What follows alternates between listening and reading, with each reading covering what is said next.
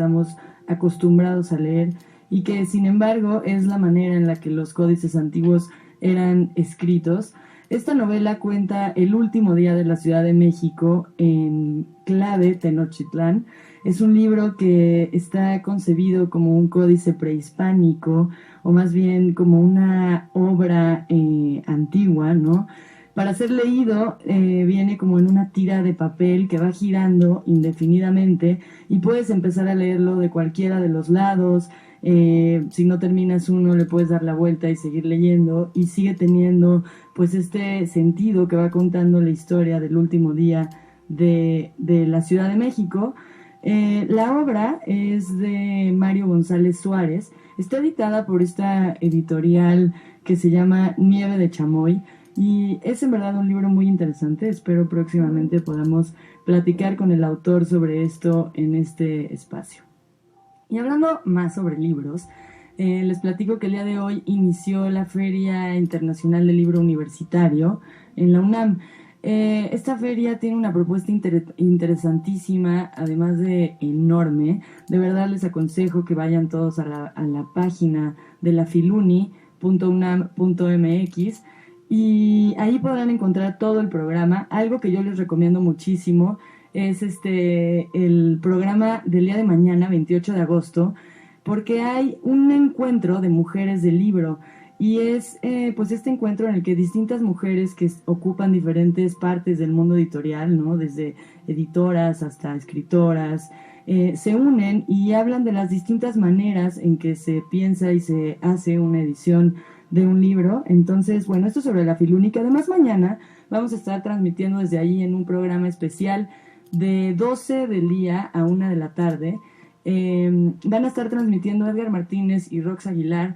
Les recomiendo mucho que lo escuchen porque pues se va a hablar no solo con los organizadores de esta feria del libro, pero también con varios autores y ponentes que estarán ahí presentes. ¿Y qué creen? Una sorpresa. Vamos a platicar más sobre ese libro del que les comentaba al inicio de esta segunda media hora de Inspiria. Y ya está aquí con nosotros Mario González Suárez. ¿Cómo estás? Hola, buenas tardes. Toda una travesía llegar a Santa Fe, ok, ya me imagino. Sabemos que estamos un poco lejos, pero en verdad agradecemos mucho que vengan. Y más, pues, a platicarnos de una propuesta tan interesante como es un conejo. Nos encanta. Conejo. Uno conejo, tienes toda la razón. Y yo lo escribí mal. ¿Por qué uno conejo? Uno conejo es una fecha calendárica del calendario mexica. Es un año, es el año de la hambruna, el año de la sequía, es el año, según consigna Sahagún, en que los mexicanos se hicieron esclavos. Ok. ¿Y hace alusión tal vez también a ese año en el que acabaría la Ciudad de México? En realidad esta novela es sobre la segunda caída de Tenochtitlan. Ok, que se aproxima. Ya caminamos sobre ella. Pues háblanos un poco del proceso de crear este libro. ¿Cómo fue que decidiste hacer esta novela? Pues mira, estuve un rato trabajando en esta novela. Es una ficción, ¿no? Es una novela que cuenta el último día de México Tenochtitlan. La publicación original para la que dio un apoyo el Fondo Nacional para la Cultura y las Artes es un códice. Ajá. Está publicado como un códice prehispánico. De un lado se llama Uno Conejo y del otro lado se llama Setochtli. Okay. Por el lado que tiene el nombre en español, hay un solo narrador que cuenta, es un operador político de lo que ahora es alcaldía de Iztapalapa. Uh-huh. Y está tratando de conjurar una serie de huelgas que amenazan con paralizar a la ciudad, ¿no? Empezando por los trabajadores del servicio de limpia, uh-huh. Para cortar el agua, la luz, la salida del drenaje, la recolección de la basura y la entrada de alimentos a la ciudad. Y este operador lo que hace es tratar de conjurar esa amenaza para que la ciudad no colapse. Y por el lado que tiene el nombre en náhuatl, Setochtli, son muchas voces, okay. Digamos, es una narración colectiva que abundan sobre el tema. y empieza por una mujer que va mediante un suicidio, va al mundo de los muertos a ver con quién puede hablar, ¿no? Y va a hablar con Benito Juárez para preguntarle qué hacer con lo que está pasando en la ciudad. Y bueno, pues de ahí va a venir con respuestas sobre lo que va a pasar en ese último día. Ok, qué interesante. Claramente este no es tu primer libro, ¿no? No. Pero es el primero que escribes en esta estructura que no es pues la estructura tradicional de una novela. Es el primero, sí. Cada libro que voy haciendo se apega a una tradición, a una literatura. Yo no había, bueno, este libro cierra una tetralogía sobre México. La primera es de la infancia, que es una novela donde vemos a lo que es la familia mexicana, que es la novela del papá. Luego está Faustina, que es la novela de la mamá. Luego está Abuelo Padrino, que es la novela del hijo, y ahora está Uno Conejo, que es la novela del pueblo, ¿no? Pues han sido 20 años de cerrar esta... 20 años de trabajar en esta... Digo, al principio uno no sabe para dónde va, ¿no? Vas trabajando un poco a tientas, intuitivamente, y bueno, no solamente hice esta tetralogía, hice otros libros, pero estos libros me dieron una dirección para mi trabajo. Entonces, en Faustina es el primer libro en donde yo abordo el asunto prehispánico, ¿no? El asunto indígena. Y ya en Uno Conejo, ese es el tema.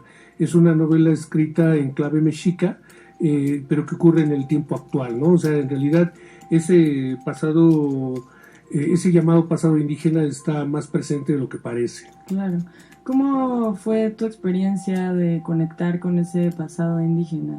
¿En qué momento de tu vida hiciste como esa conexión para querer hablar de ello?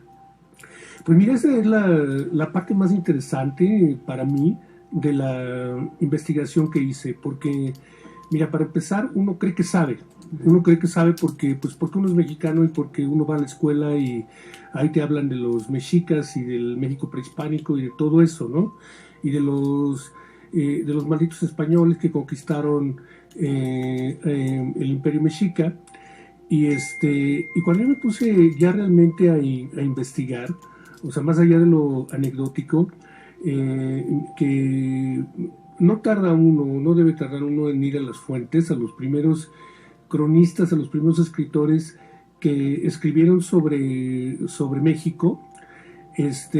Bueno, empezando por Bernal Díaz del Castillo, que imagínate que este señor estuvo frente a Moctezuma y Hernán Cortés, ¿no? Que conoció lo que era el Imperio Mexica en su esplendor. Luego Bernardino Sahagún, Fray Diego Durán, que tiene una historia antigua de México, que es un libro que deberían leer todos los mexicanos como para que sacudirnos todos esos prejuicios que nos han contado acerca del pasado, de nuestro esplendoroso pasado indígena, claro, que una de sus principales características era la antropofagia. Y bueno, después de estar yo 2 años investigando a profundidad, bueno, con estos autores, con los primeros que escribieron sobre el mundo indígena, autores del siglo XIX, autores del siglo XX, mexicanos y extranjeros, llegó un momento en que me di cuenta que no entendía, ¿no? Que lo único que yo había hecho era acumular información. Sí. Solamente sabía yo muchas cosas sobre las fiestas rituales, sobre el calendario, el Xumolpili o el Tonalpohualli, y todas estas costumbres indígenas. O sea, como que este libro que todo el mundo lee de Jacques Sustel del universo de los aztecas o los mexicas en el tiempo de la conquista, pues son libros bastante ilustrativos que por eso uno cree que sabe, porque te cuentan así rápido claro, de qué se trata el mundo indígena, pero en realidad uno no lo comprende. Y bueno, te digo, ya después de 2 años de estar yo trabajando en esto, dije, pues yo lo único que tengo es información, pero siento que no comprendo, ¿no? Que intuitivamente hay cosas a las que no puedo acceder. Y entonces me di cuenta que la principal dificultad para comprender el mundo indígena es que hablo español. Claro. Y desde ese momento dices, bueno... que era una barrera impresionante. O sea, seas o no seas católico, El español es una lengua occidental, católica, cristiana, que tiene unas coordenadas ideológicas y unas coordenadas de realidad que te protege de muchas cosas y también te limita. Entonces mi catolicismo, no sé qué tan involuntario, no me dejaba entrar. Y di en esa época, como siempre ocurre ese fenómeno de sincronicidad, di con un libro maravilloso que se llama Origen y Presente, de Jan Gebser, que es un filósofo suizo que hizo, digamos, un estudio sobre las edades de la conciencia, los estadios de la conciencia. Y ahí puede comprender, porque además desde el primer capítulo habla Gebser del encuentro de Cortés con el mundo indígena. Y ciertamente es muy sorprendente que un puñado de hombres con 16 caballos se enfrentaran a 1 millón de indios, ¿no? ¿Y cómo fue esto? Los españoles venían del futuro, ellos venían de un universo tridimensional, mientras que los indios vivían en un universo bidimensional. Y efectivamente era un pasado, nuestro pasado es esplendoroso, sensacional, pero este pasado incluye la antropofagia y una serie de costumbres terroríficamente violentas. Y antes de juzgar esto, uno tiene que ponerse a pensar qué clase de sociedad o qué idea del hombre hay en una sociedad en donde el hombre se come. Y a partir de yo creo que para entender este universo indígena, para mí fue muy importante comprender estas costumbres tan sanguinarias y el consumo de carne humana. Aquí el priismo nos inventó que eso era ritual, ¿no? Y porque eso como que lo vuelve tolerable. Era ritual, claro, bueno, era parte, ¿no?, de una tradición, ¿no? Y se hacía pues como un sacrificio. Como si iban al Sanborns a comer ritualmente, ¿no? Pero no era ritual, era un asunto gastronómico, porque había una gastronomía, y de esta gastronomía te puedo mencionar, por ejemplo, uno de los platillos más exquisitos era el caldo de manos, y el pozole hecho con el fémur derecho del cautivo, que era el fémur derecho era el que se le ofrendaba al tlatoani. A los jefes reciben el muslo derecho. Y bueno, de todo el cuerpo humano, los mexicas conocían el cuerpo humano minuciosísimamente, porque sabían cómo cocinarlo y cómo curarlo, ¿no? También. O sea, cómo se cura, cómo se opera, cómo se consume un cuerpo humano. Y entonces vemos que el cuerpo humano es la piedra de toque de la relación del hombre con el cosmos. Porque la primera antropofagia comenzó de padres a hijos, porque en principio la tierra y el sol, nuestro padre y nuestra madre, comen carne y beben sangre. Claro. Mario, Uno Conejo es una novela, sin embargo, ¿crees que nos pueda ayudar a orientar o a entender un poco más de estas culturas indígenas? Yo creo que sí. Mira, para mí era muy importante contar esta ficción, porque es una ficción que bueno, esto es algo que brota espontáneamente y uno tiene que seguirlo, porque si no, acaba uno muy perturbado, si no obedeces. Entonces, estudiando todo este tema, me di cuenta de los enormes prejuicios que hay en torno a esto, ¿no? O sea, el mundo indígena, pues sí, entonces es esplendoroso y nos imaginamos así como unos hipsters que hacen composta y que siempre están cortando flores, cultivando flores y viven como permanentemente en bailables, que es una invención del priismo, ¿no? Uh-huh. Ese asunto del mundo indígena es algo que está postergado, con lo que no nos hemos relacionado, porque el PRI inventó un México y un modelo de mexicano que le puso pausa a ese pasado, ¿no? Digamos, con decirte que el modelo que sale de la revolución y del mundo del gobierno priista, pues es Pedro Infante. Ese es nuestro modelo de mexicano, y Libertad Lamarque y Sara García. Pero ese mexicano del que no ha habido realmente quien se haga cargo, porque efectivamente ese pasado fue destruido, fue conquistado, fue aniquilado. Eso es una derrota con la que nadie quiere cargar.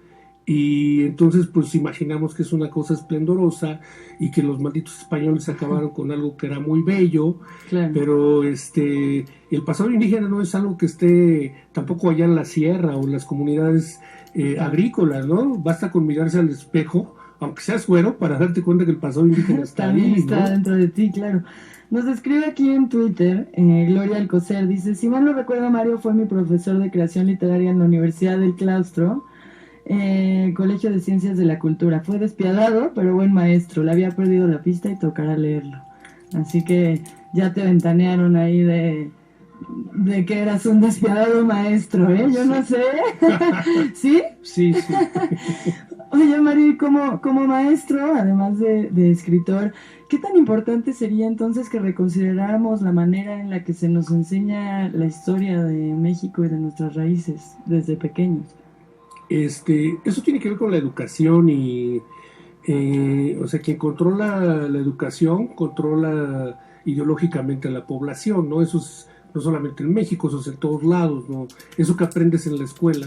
La idea que uno se hace de todas las cosas en esta sociedad global es lo que aprendes en la escuela. Y la escuela obedece un programa de educación pública que hace el Estado. Uh-huh. Entonces, esos programas tendrían que modificarse y, como te digo, si todos los mexicanos leyeran la historia antigua de México de Fray Diego Durán, nuestra idea del mundo sería otra, ¿no? Ese es un libro apasionante. Uh-huh.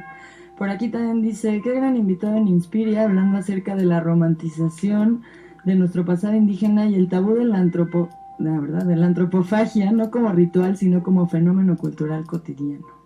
¿En dónde podemos encontrar el libro, Mario? Pues mira, yo creo que como dicen, librerías de prestigio, como en su librería favorita de confianza. Y sé que se puede comprar por internet.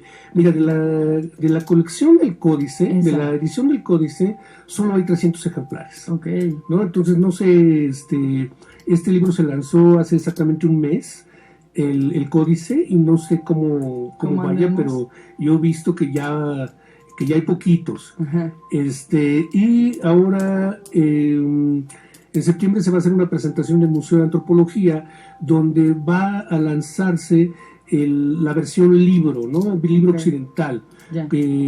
Ese que tú tienes, que tiene 2 portadas, uh-huh, que es como, digamos, una solución rudimentaria que encontramos en el libro occidental para acercarlo al códice. Claro, pero es importante que sea un códice, ¿no? Sí.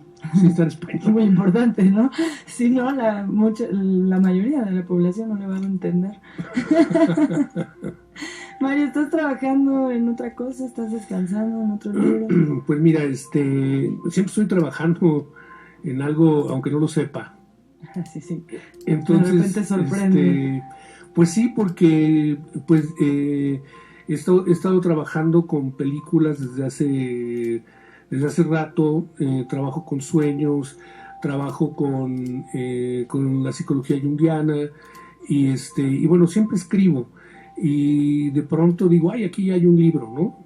Entonces, en eso he estado, porque este libro de El Uno Conejo sí me perturbó mucho, porque tuve que desarticular mi mente y volverla a armar y acercarme realmente al mundo indígena, que, o sea,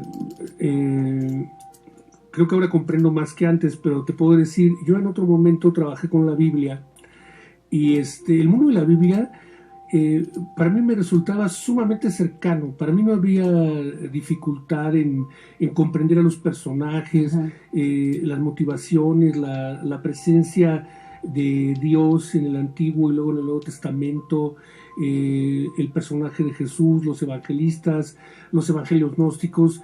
Eso me parece que lo sentía muy cercano, y luego comprendí que no me era ajeno porque lo estaba haciendo en español. Claro. Pero ya el mundo indígena no te deja. Es más, no hay palabras para nombrar todo aquello que ocurre donde no hay Cristo. Ajá. Qué locura, qué interesante esta manera de enfrentarte también contigo mismo, ¿no? Con tu realidad, con tus raíces, que por tantos años de pronto dejamos atrás o intentamos no voltear porque son verdaderamente difíciles de comprender. Entonces, pues bueno, estoy muy emocionada de leer este libro. Todos ustedes allá afuera, no se lo pierdan. Uno Conejo, el último libro de Mario González Suárez. Seguramente que también pueden encontrar otros de sus libros en todas sus librerías de confianza para que se echen los 4, ¿no? Sí, ahí andan, ahí andan. Era reeditó de la infancia y Abuelo Padrino, y la primera edición de Faustina es de Era, y bueno, y ahorita con Nieve de Chamoy se completa la tetralogía.